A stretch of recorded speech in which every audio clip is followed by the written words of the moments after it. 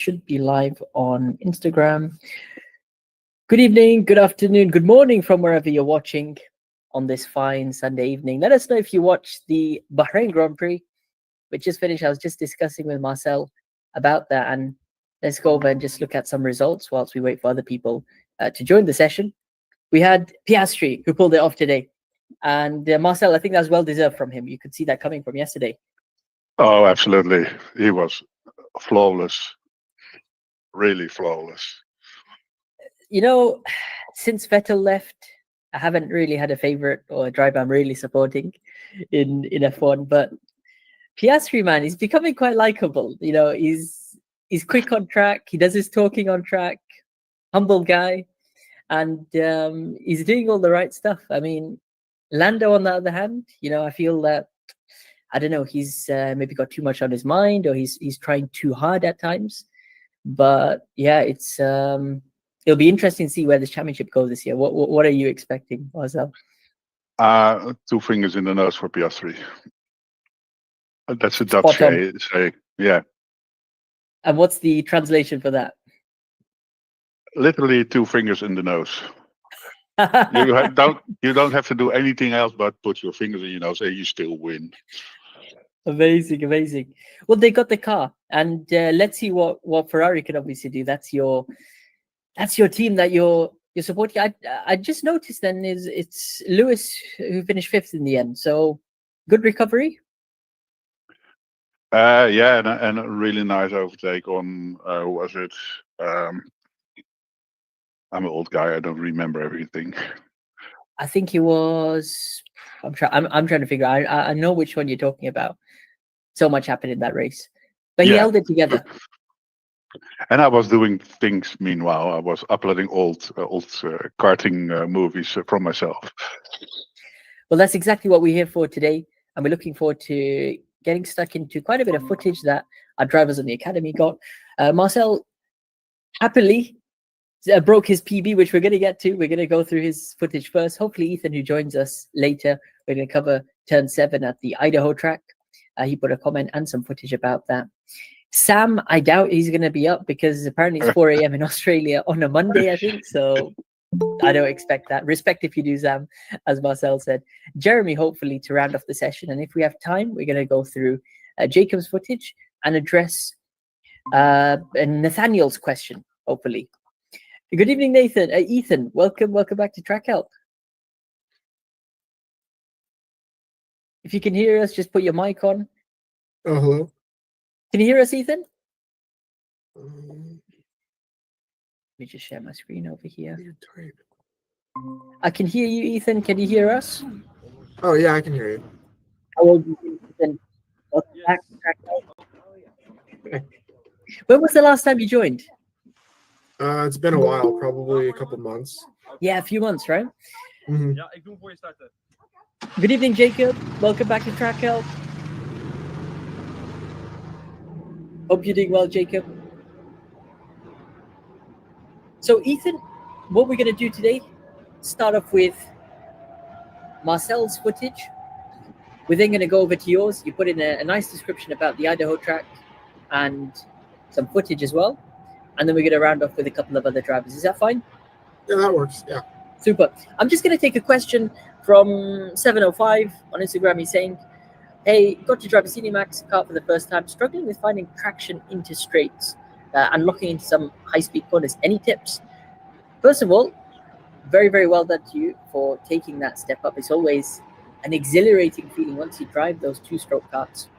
Which track did you drive it at? I'd love to know. Regards, your first question, struggling to find traction into straights. Could be due to the technique you're using to modulate the throttle. On these carts, let's take a step back and look at your braking, and then we can talk about the exit, which is obviously the second part of your question. You're struggling to lock up into some corners. It is advised to still go for the hard braking technique, where you can be relatively firm on the brakes or on entry, high amount of pressure. And then we can also do that quite late into the corner, so hard late brake. Carry the brakes into the corner, slowly releasing the brakes as you turn in towards the apex. And then as you put the gas down, you see, don't be too instant because you can flood the engine with revs. give it about 25%. You find traction and your rear end is not stepping out too much, then slowly and gradually increase. And I reckon you should be able to do better there. You did this driving at the Muscat Speedway in Oman. Honestly, one of the best tracks I've driven at. And if you got any footage of your own, then be sure to join the academy for free. Just search KTips Academy and we can come on here and have a chat about it. Or if you don't have any footage, then don't worry, because we can just look at some other drivers' footage. We've got some of the Oman track, and I'd be happy to give you some pointers. It looks like our presentation has been muted there for some reason. So let's just reshare this. Marcel, this was recorded a couple of days ago then. And this was you. Yes. This is you with the GoPro this time. I know you alternate between your son and yourself. Absolutely. Perfect day to have it, right? Can you put the volume a little bit down on the? Sorry. No, it is for better understanding for the rest as well. Yeah, this was on Friday. We had to switch to Friday. I took the afternoon off because there was again Dutch Rental Championships on this track. Nice. One of the guys who passed me was training for that. He's the record in the blue, holder right? in the blue, yeah. He's the record holder for Lelystad. That's another open track, outdoor track. He was way too fast for me, not even close. And this was really a great session for me. This is the second heat. First heat I tried out the later turn in on the apex. Mm-hmm. I couldn't manage it. I did it one time right, and immediately I had a PB. And that's this footage you're watching, or a different one? No, this one on the lap start at 6.10. So gotcha. What I felt and I tried a bit later, but it was terrible for me one way or the other. But this one, yeah. I did it a little bit earlier than usual, and I hit the apex really late for me. You know, sometimes when you try again, you're going to get lucky. And when you get it all together, then it's a very satisfying feeling, especially when it displays in the overall lap times. So the second hairpin, that just to give people context who may have not tuned in last week, coming out towards the middle to end part of the lap at Avda over here. And let's just put it into slow-mo. It should be this lap, right, Marcel? It is, yes. Let's watch it in slow-mo first. Approaching the corner, flicking it to the inside, taking a bit of the inside curb, slightly less meters I noticed there. And that looked beautiful. That looked absolutely almost to perfection, that was. You couldn't see it in my helmet, but I had a big smile. Oh, yes, at last. You can feel it, right? When you get the line. Yes. Oh, absolutely. If you notice here, this is interesting because on entry, you opt not to use any of the rumble, actually. You just keep within the track. And what was the thinking behind the turning? Was this on feeling, I guess? I mean, you're 6 minutes into the session. Or is it as I go at the beginning of the rumble? No, what I changed was the smooth steering into a little bit more aggressive steering to get the turning done. But I noticed when I hit the rumble on there, I was oversteering already. So I did leave my kart on the track because it was not handling the rear tires very well. So I had to do it and a little bit earlier and a little bit more aggressive. Not as aggressive I did in the beginning, but so, I mean, but that is after 12 rounds trying. So if you go to the next time I go to this one, it totally missed the apex. So don't go there, please. No, that's what you need to work on next. Is the consistency part. Just reviewing the stages after the entry. So as you mentioned, opting not to use the rumble, as you mentioned, it gives you a bit of oversteer. That's a good thing that you noted. Smooth initial entry with your steering, and immediately trying to bring it back to that neutral position again. So Sharp turning. As you feel a bit of oversteer, gradually bring it back down to the middle. What about this curb over here? I think this is the most I've seen you take it in a while, right? Yes, I never hit the third and the fifth, basically the third red or the second red. But I'm still on the curb, but I'm not too high because the curb is a bit high. And if I'm too high on the curb, I will definitely swing out way too far. Yeah. So this is ideal for me. I think this was just about right. And if you notice on Just the about outer right. parts, this is the outside track limits. So basically, last week we said, well, there's no point going all the way out to the yellow and then staying wide. Why don't we try maybe a slightly narrower line so we can stay within the white, still coming slightly wide so we can continue our momentum. But if you notice here, we're leaving like a quarter gap to the outside white line. And on exit, ultimately, I think you just touch the white, maybe a bit of the rumble. I don't think you even touch the rumble, right? Over here. You're just hovering. I maybe kiss it, but Yeah. not more than that.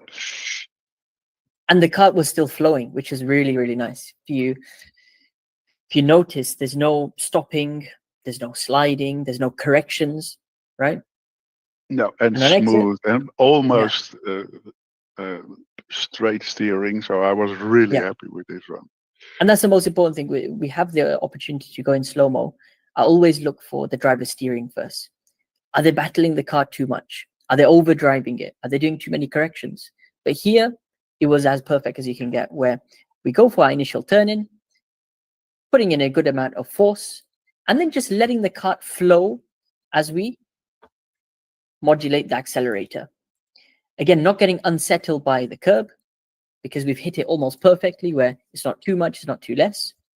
And then as you come out and control the kart on exit, then we're not getting affected by that as well, right? It's pretty much on the limits. So what was the net improvement? What was your previous personal best? And then, of course, this lap was the new PB. My personal best was in 38.33, and it's now at 12. Excellent. So 2/10. Yeah. You're right about that corner. Can you go back a little bit, because I got a tip for the next time, because my goal now is, of course, is 37 high. Yeah. If I come out of the big chicane, the S's I call them. Yep. I got a tip. I lined up wrongly for the next corner to the long straight. I'm too tight on that one. So over here you're talking about? No, the next one. This one is all right. Okay. This is what I call the S's, but the next is I'm going too much to the inside here, and the guy said go a bit in the middle and then turn in, because you have to steer all the way otherwise. Yeah. Good point, actually.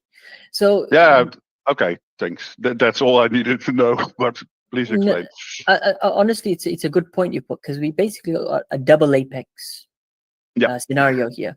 And normally in the double apex, especially where my yellow arrow is on the right-hand side, where it leads onto a long straight, we got to think, okay, which apex should we prioritize? We could do what you're currently doing, where we take the shortest path to the first apex and we reduce meters, or we take a shallower line for the first part. So maybe we're half a kart length to the left over here, not as close as you are.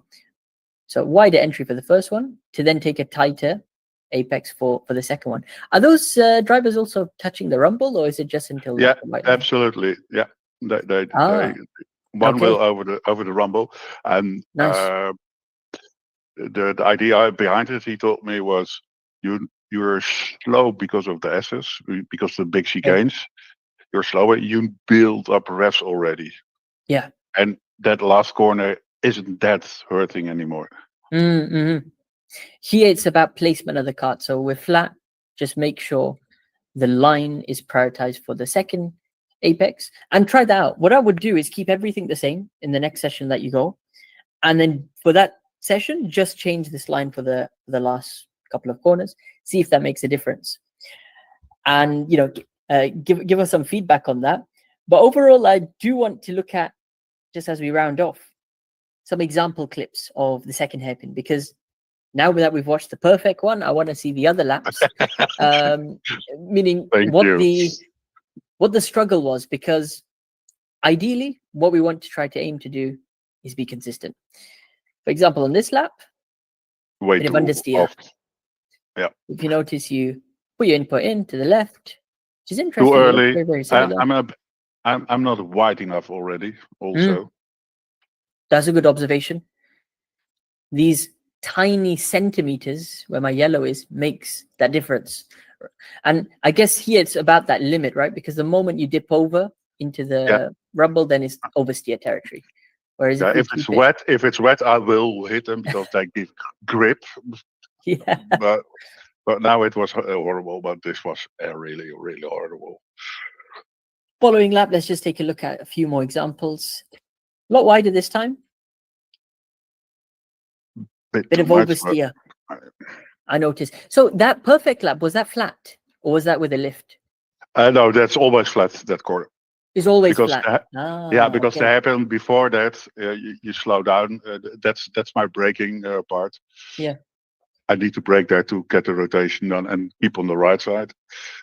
So this one is flat out. Yeah. I reckon you might have been leaning quite a lot on that perfect lap as well. Do you recall that? Yeah. I sometimes forget to lean in the left because I'm too busy thinking, I need to hit it here. And overall, just by watching 3 examples, right? This is the third one. I think it's a matter of the amount of steering input you put in and how aggressive. So, for example, watch over here, just your steering wheel where my yellow circle is. Sharp amount. And then what way happens more then, than I used. Yeah, then we're into correction territory. So we do left, then we go right, then we go back to the left again, and then this time we take too much curb. So think about this example as over the limit. So to get under, we simply got to put, a few degrees less angle. And yeah, I'd say it's going to take repetition now. Now that we got the visual proof on 60 or 632, is it going to be over here? I think this is the this is the perfect run.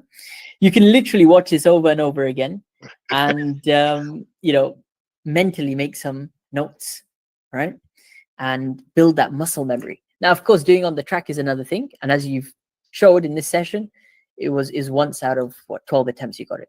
But the more we practice with this intention and this at the back of our mind, knowing that initial steering input on the entry of the corner needs to be not overly done, but not too less as well. And then we're leaning enough in the turn. Make sure we're not taking too much curb and not wasting too many meters on exit. You should be good. Overall, I think that's something you should be really happy about, Marcel. Really well done. Absolutely. The card itself was really good, by the way. That helps, yeah. That helps because my son did break his PB with the same card in another session. So it's almost seconds now. As is the case for all racing drivers, as much as you're content with your new PB, how can we now improve it? Oh, yes. That always keeps you up at night. I'm in a different league, really. My own league. I need to beat myself, that's all. 37 is possible. Let's try and put those improvements in the last couple of corners. It's a 10th or 2, and you're there. Let us know how it goes, Marcel. You're going to go next week, right, to AFDA? Yes, I'm doubting between Friday and Sunday because my son is away Saturday, and I don't want to go alone. Well, let us know how it goes, and looking forward to seeing how the improvements of the last corner, the new line, will hopefully get that 37. Let's pray. Thank you. Thank you so much, Marcel. We are going to have to move on to the next driver now, and we've got a bit of outdoor footage to go through, which is from Ethan. Now, Ethan, you've put some footage of you driving. Was it a couple of days ago? This was? Yeah, that was yesterday. That was yesterday. Perfect. So you're fresh from the track, and you're raring to go. Before we get into the footage, you put a nice description over here. Specifically, it's turn 7 that you need some help with, and just talk to me about turn 7 at this track. I mean, I went like last week, and then I went this Saturday. So I gained like a second and a half this time compared to last time. Awesome. And turn 7 was tough on the first time. Yep. Because I had never done outdoor before, so it was my first time, and it kind of falls away from you on the exit, and there's not a lot of grip on the race line. There's not a ton of grip, Gotcha. so I would kind of go into the gravel trap and then get beached. But this time I kind of just sent it and hoped that it worked, and nice. It worked fine. So now turn 3 is the big problem for me. Cool. We're going to get to that hopefully. I just want to split the track up as we have the track map over here into different sectors. We basically start in this direction, heading into a almost double left-hand sequence, turns 1 and 2, hairpin of turn 3, and then we've basically come towards down into turn 4. Let's call this sector 2. We're into a right-hander, into the turn 5 hairpin, into the turn 6 right-hander, and then coming towards turn 7. So this used to be the tricky part of the track. As we round off the lap, we've got 8 and 9, almost a chicane style, right, left, into a left once more for turn 10, winding left-hand turn as we go up to 90-degree left-hander for turn 11 to reverse our tracks all the way back to the finish line. So looking at the track in sectors, what are your strong sectors? What are the sectors you're still improving on, and corners specifically? I know turn 3 is one of them. I mean, honestly, I kind of need to improve everywhere. Everywhere. Okay. Yeah, because you're new to the track, right? Sector 2 isn't bad for me, but I'm just very inconsistent at this track right now because I'm just trying new things. Yeah. Turn 5, I try to do a lot of neutral steer. I can't really tell if I'm doing it that much, but I guess we'll see. And then sector 1 is pretty tough for me. Sector 1. There was a racing coach at the track yesterday.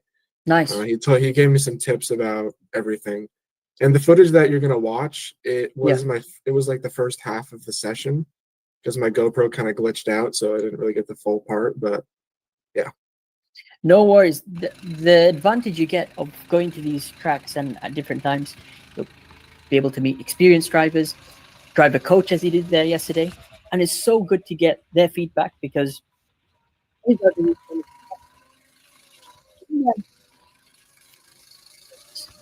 is something for you to then try in your later sessions.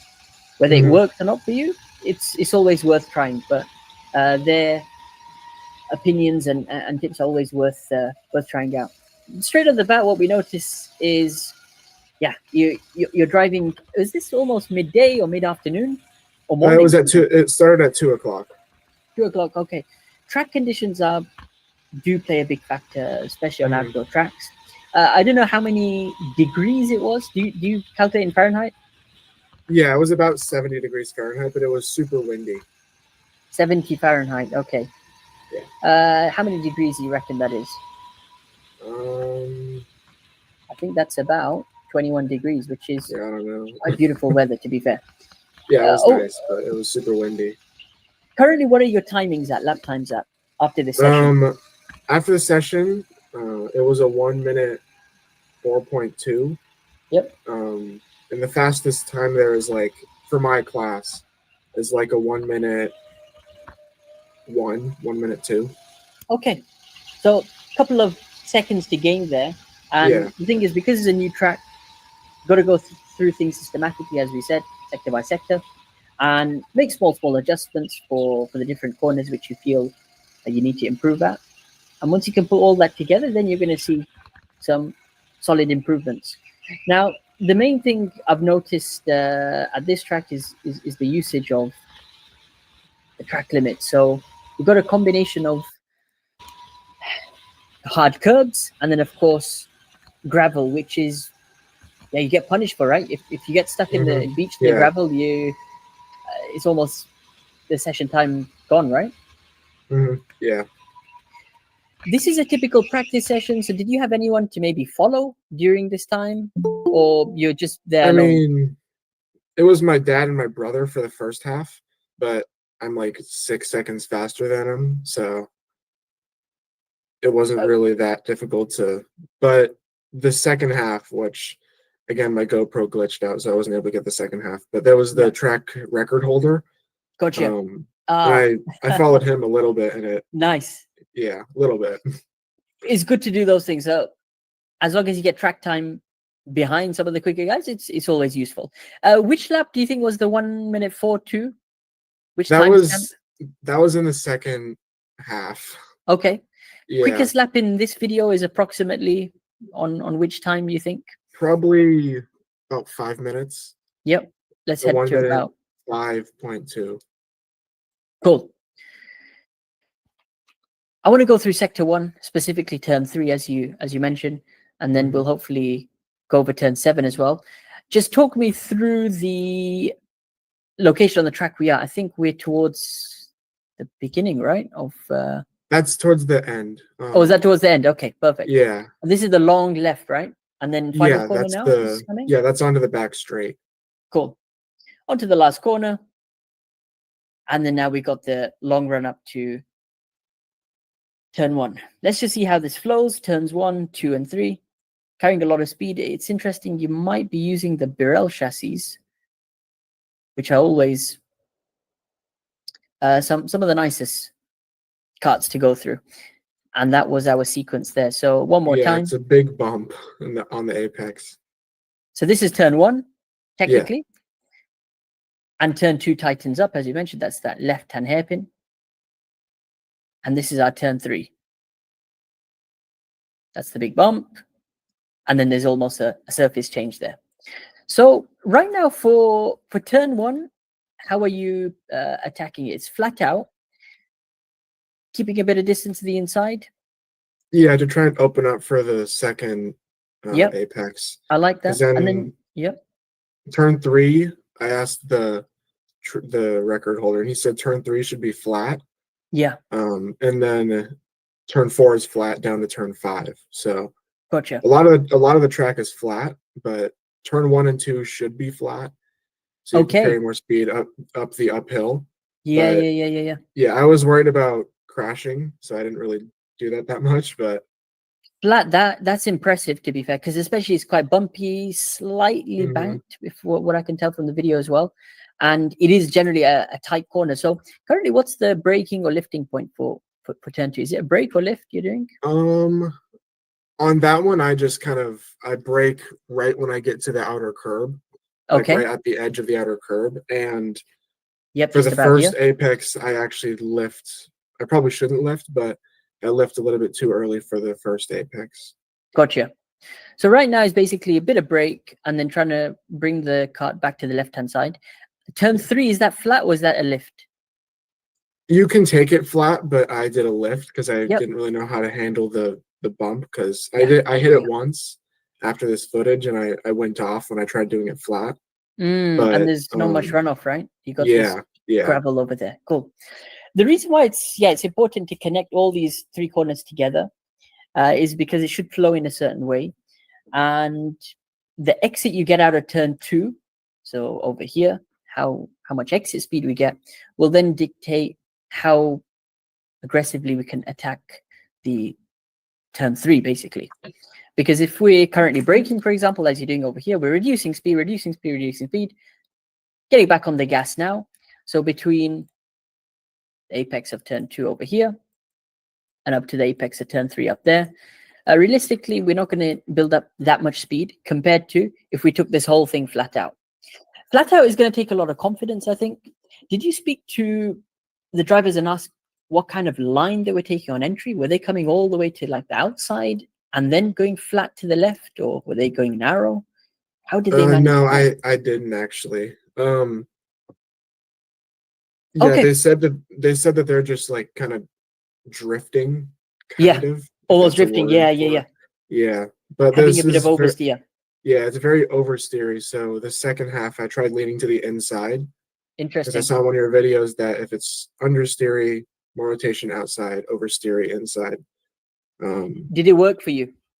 Yeah, it did actually. It did. Okay. I was able to take more speed through there, and then depend. But I'm happy that it did work out for you. What I advise now in future sessions? Let's try and add a lift in for turn 2. Replace the brake for a lift, and the thinking behind that is to combine the lift with sharp turning. So when we can lift and sharp turning at the same time, almost aggressively trying to target and look ahead towards the turn to apex, the kart rear end will kick out a bit. You'll get some rotation. And what will happen mid-corner about here is you should get some oversteer, and that's where you want to bring the steering wheel from the left back to a neutral position, maybe a few degrees of counter steer to the right. So sharp lift, sharp turn, feed the gas ideally before the apex of the corner. I'd say try and get close as well to at least the white line, so we can prioritize the entry towards this darker patch on the left side. So the quicker we can get back onto the left-hand side of the track, now the wider the entry for turn 3 becomes. And turn 3, it's a confidence corner. And it's difficult because not only is it tight, but then you've got this very awkward bump to go over. And I'm sure it's painful as well at times when you go over full speed, full impact. But you've got to brace yourself now, right? For these corners, there's going to be a certain angle that you got to take out, and how you hit that bump will either give you a boost or it'll throw you off the line. So did the drivers you spoke to give you some advice on like the entry? Do they try and go late into the corner, let's say more in a straight line and then late turn, or is it like an early turn like you're doing over here? I didn't actually ask about that, but they do use the rumble strips on the outside. Interesting. So they widen it up even more on entry. Cool. And then when they hit the bump, you're turning to the right, and they kind of neutralize it and then turn to kind of brace the kart for the bump. I wasn't able to try that because I learned that after the session. But. Yeah. These are all pointers that you can slowly add into future sessions. So why not? Let's try and widen up the entry. Try it out next time. How the kart is on the outside rumbles.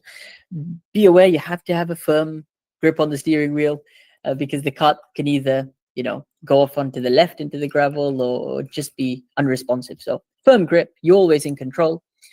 And again, go for that similar sharp turn-in. The reason we want to go and encourage a sharp turn-in is because we need to get the rear end to rotate. Because it's a corner where we're not necessarily braking at, there's more emphasis on being aggressive with our turn-in. Because the brakes, the harder we press the brakes, the more the rear rotates. When we don't have that, we've got to rely on us doing it manually. And you did mention you were lifting over here. How much were you lifting? Like 100% off the gas, or? Probably like 75%. Okay, yeah. Yeah, I wasn't super confident in this corner. Yeah. I know, and I can understand why, because it's a very risky turn to commit 100% at. But that's why you slowly build up your confidence through here. So now that you're lifting 75%, you're taking a slightly narrower line. I'd widen up the line and maybe go for a 50% lift or a 25% lift, right?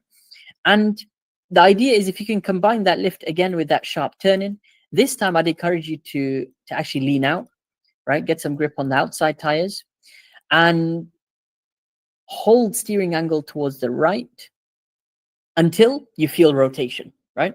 So we need to be aggressive on that initial right-hand turn as we turn in, get the rear to step out, ideally have the steering wheel neutralized by this point, so back to the middle, brace yourself for the jump, that's inevitable, and then keep it within the track limit. So currently the top guy is coming all the way to the outside of this rumble, or maybe halfway, like probably, he said about halfway. Yeah, I did a track walk with him as well. Superb. That's always handy. Yeah.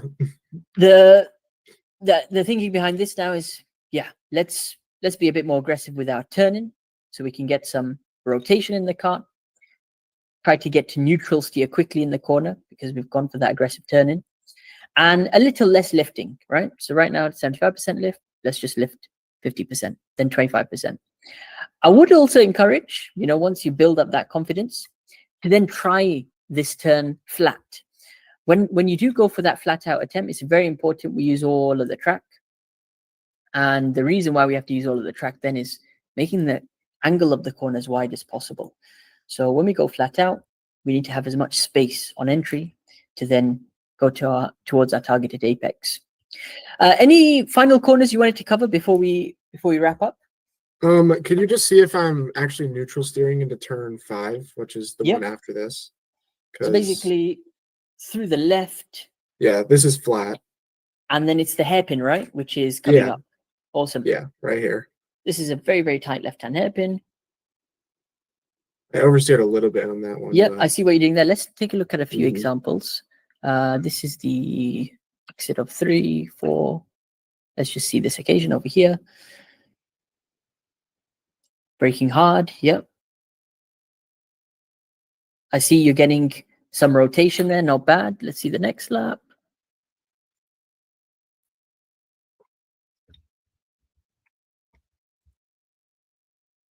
Over here again.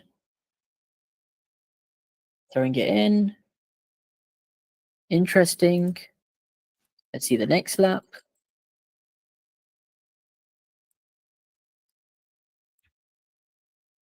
Brake. Turn. Yeah, that's a bit better.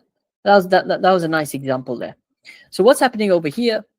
Obviously approaching the corner at high speed, braking deep into the turn, initiating your steering angle. And what you'll notice is, as we get close to the apex and start feeding the power, now our steering wheel, going back to the middle, few degrees of counter steer because we're on the limit of grip. What you ideally want to do is think, how quickly can I get my steering wheel from the left, where it is now, so it's turning left, to almost this position. This, or even slightly in the middle. So that just depends on your braking intensity. So into a hairpin like this,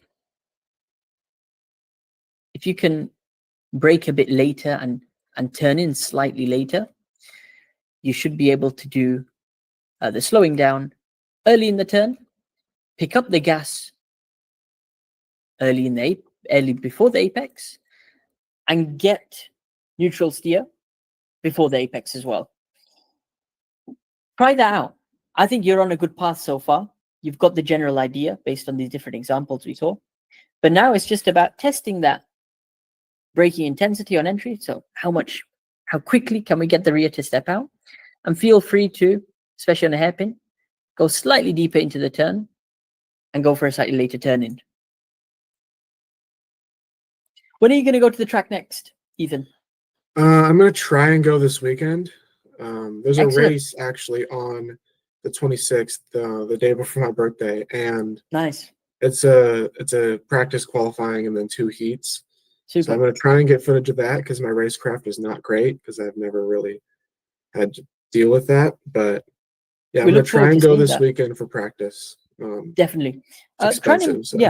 Try and implement what we discussed at, especially turn 2 and turn 3. So especially turn 2, let's try and replace the brake for a lift. And especially for turn 3 as well, less lifting over there. But the same goes for both corners, sharp turning, right? And try to combine the sharp turning with some leaning out as well. See how that works. The idea is now we're using our body and the sharp turning to induce some rotation. Let me know how that goes, hopefully. Looking forward to seeing some footage. And let's catch up on the next track help session, yeah? Okay, yeah, that sounds good. Thank you so much for joining, Ethan. We're going to have to move on to the next driver now. And we've got Jeremy. Welcome back, Jeremy. Hello. I think, Jeremy, you're going to be really happy today because you finally got P1. Yes. So, Jeremy, when did you first come to track help? Maybe, I can't remember, maybe May last year. Yeah, it's coming up to a year now, right? Yeah. And just for our new members, just tell us what your level was then. Did you just start karting back then? Yeah, I just started karting. I just started getting into it then. What did you sort of do? Did you establish a regular schedule to drive? Did you drive more often? I drove every month. Nice. Consistently, yeah. And then you slowly bought your own equipment as well. How did that go? Yeah, it was good. I realized how expensive it was. Yeah, definitely. So how did you sort of save up and what did you buy first? So I bought my gloves and shoes first. Nice. Then I bought a suit. Then I'm gonna get a helmet soon. Amazing. So now you don't have to share with anyone, yeah? Soon after. Yeah. That's awesome. You got some good equipment. The classic Sparko blue and black. And the fact is, you stuck it out for a year. You've been consistently. You see, it's not a matter of going, 5 times a week or 3 times a week. Yes, volume can help by going to the track frequently, but like Jeremy's done for the past year, he's chipped away. He's supplemented those sessions that he does at the track with attending track help to get some feedback from myself and other drivers. He's implementing that feedback systematically, and yeah, finally he's got his first win. So I know you started on the second row, lost a couple of places initially, but what's your thinking now onto lap 2 going on to 3? So this driver in front of me was a bit dodgy with his life, so I was just hoping he didn't do something stupid. Yeah. Got to respect the yellow flags. It's Daytona, right? They're strict about those. Yeah, very strict. Believe it's green flag racing now, and we're off. So did you just gain a place there? That was a place you made, or was that a lap car on the left? Lap car, I think that's lap car already. Okay, not to worry. So you've identified that the drivers in front have some interesting lines. What about the guys behind? Are they quite close, or you've gapped them a bit now? Yeah, some guy was a bit close behind me. Here we make up a place simply because number 2, I think it is, gets shoved off onto the cold outside line, and that's up to P3 now, yeah? P2. Was that P2? Okay. Yeah. So who is, are you sure? Because there's the Red Bull guy. Oh, no, yeah, and you're right. Okay, right. Gotcha. Not bad. Who's the Red Bull suit guy? Is he like a reserve driver? Must be just a fan, no, of the team. I don't know. He's driving decently, so we'll see how he goes. I spoke to him after the race. He said he does like Club 100 and he drives in the championship here. So I was pretty happy when I beat him. Absolutely, there you go. So you had the experienced driver, and in this phase of the race, what I can tell is you cleared the pack behind. You got the leaders in front. Let's see how the pace is between you two. How was Kart 1? Was it quick? Yeah, it was pretty good. I think this guy was like heavier than me, so I did have an advantage. We don't mind it. We don't mind the weight advantage in these sprint races. And you can see on the straight, nice exit. He goes a bit defensive into the hairpin. And now the battle starts. Who's in P1? Did you speak to them? No, not really. I think Yellow flag again, yeah. He was a bit slower than us, but I don't know. I don't know what happened. At some point, I don't know. This is very good anticipation. You passed the yellow flag zone, which is over here. You stayed on P2's bumper. And I guess from now on, it's green flag, right? This is green flag. Yeah, there's no flashing lights. So Yeah, you are aware. The awareness is there. Drivers in front are still looking around for the light. You dive down the inside, and you're up to P2. Good exit as well. I'm tempted to skip ahead because that's where we essentially pass traffic. There were a lot of guys who were spinning and getting into incidents, right? Yeah, it was quite a lot. And then obviously that becomes like a 50-50 with the yellow flags, because of course they don't allow you to overtake under yellows, but then when do you see the yellow flag, when did you go for the move, all that kind of stuff happens. Like over here, you're still seeing flashing yellows, but maybe that's for a different sector, I reckon. Talk me through this phase of the race. How were you able to battle back after losing it under the yellows? I think I was just trying to, because there was loads of lap cars obviously, so I was just trying to stick behind this guy and just Yeah, whatever he does, I'll just follow with him. That is a smart strategy. You can see even until halfway through the race, after you cleared those back markers, now you're keeping within a couple of kart lengths of him, and use the advantage of the straight line speed to your advantage. Be aware again when the yellow flags come out, if you can maybe jump the guy once the restart happens.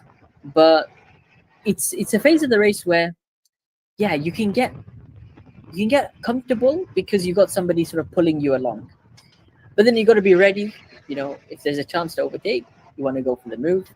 And again, when you negotiate back markers as well, there's either time to be won there or time to be lost, just depending on your luck. I do like this though, the fact that they mix everyone up, because you can really practice different overtaking moves, and you have to anticipate, especially against the first timers, the beginner drivers. They're very unpredictable. One lap they might be defending on the main straight. The other lap they might not even know you're behind. So going against people like that's a classic example. You're just taking a normal line, and suddenly someone spins out right on the racing line. You got to react. It's all good training though. I know there's friends of mine, right? They get frustrated during these races. Oh, this guy spun out and he was blocking me, and and I tell them, no, you got to put yourself in their shoes. They're a beginner driver. They've never done this before. There's probably 100 things going through their mind, and that's causing them to spin, or they're just not even aware that you're behind. I guarantee you, this guy you just passed over here, he's distracted by the driver who's just passed him in front. He has no idea you're on his left-hand side, right? He's looking ahead to the right. So when you pass him like this on the inside, he gets surprised. So it's always good to anticipate, what back markers are going to do. Sometimes it's very difficult, but this is some of the best kind of practice you can do in terms of racecraft. So when you go to a professional race and people are a bit more predictable, right? They're going to do the usual defending. They're going to try on the usual overtakes with you. You're a bit more prepared. And on top of that, you'll have more tricks up your sleeve as well. So we're basically coming towards the end of the race now. Is this technically the leader now? You've left that guy in the McLaren suit? Yeah, so this is for P1. This is for P1. We just got to negotiate the back markets. it's hilarious. You have the punt there because it just goes along with Guy Williams in the stream saying, punt the beginners off the track. Well, that's exactly what we saw over here, Guy. Again, I wouldn't say that's your fault. That's just drivers spinning out on the line in front of you, and you're lucky that wasn't a high-speed corner and the impact was harder. In all of that battling, we've lost time to P1. So were you getting frustrated maybe at this stage that, look, the lead is going? Yeah, basically. Right. And it continues like that for a couple of laps. Now the question is, how did you close up to him? What was the secret? Because you catched him fairly quickly now. You're on his bumper. I don't know. I think it's just the way, to be honest.